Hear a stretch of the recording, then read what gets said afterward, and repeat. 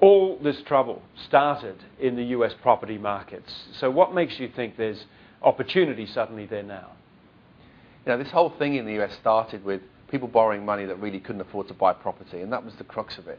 You know, property market should be about domestic consumption and people that can generally drive that market forward. But you had people paying 2% for 3 years and then paying 12% and balloon payments, and the rest is history, right? All the banks thought they would make money, and no one has, and everybody's lost money. So what for me is interesting now about the market is you're going to see real buyers returning at a time when deep discounts are applied to that market because of what's happened in the last 3 or 4 years. So even now you're seeing bargains turning up in LA, in Manhattan? I don't see bargains in Manhattan. I think they're still in denial a little bit in New York, and you're only seeing 7 or 8% discounts on properties in a market that's come off 30 to 40% over the last 18 months. But there are bargains in other cities around the US for sure. Where? I certainly like the LA market. LA County is the second biggest population in the country. Great mixed economy. So of course you've got manufacture and textiles, entertainment. It's not just all about financial services. I mean, it came down 28% last year, and it really shouldn't have done. I mean, that's getting affected by the whole market. People are running scared. Banks aren't lending. But if you look at the supply, we visited every new development in LA in less than 2 days.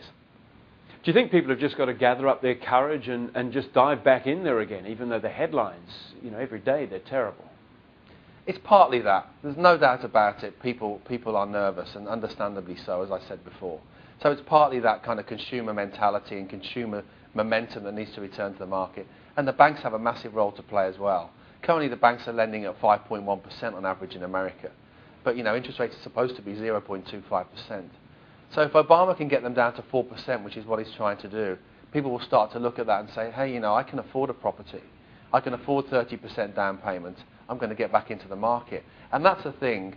If you can put 30% down on a property, then you're a normal property buyer. And that will have a property market going up by 5 to 10% a year as it's supposed to. Not doubling every 2 years because everyone's buying, you can't afford to buy. And the currency issues there, is that going to be a problem? I think the currency plays a big problem if you're not denominated in US dollars, because that currency is going to take a dive over the next few years. Everybody knows it. It's just a matter of time.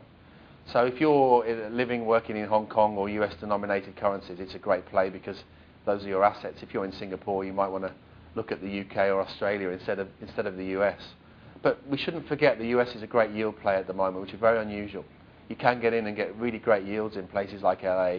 No problems with rentals as well in terms of filling your apartment with tenants. So downtown LA is very interesting, and we're buying at 2/3 of build costs now. So you can buy a property for $600 a square foot that costs $900, $950 to build. So that's got to be a good investment in the long term. Is there anything in downtown LA that's really caught your eye? There's a project we've invested in called Evo, which is 1 block away from the Ritz-Carlton residences, but trading at 30-40% discount to that particular property. It's brand new, it's already completed, so we don't have the construction risk.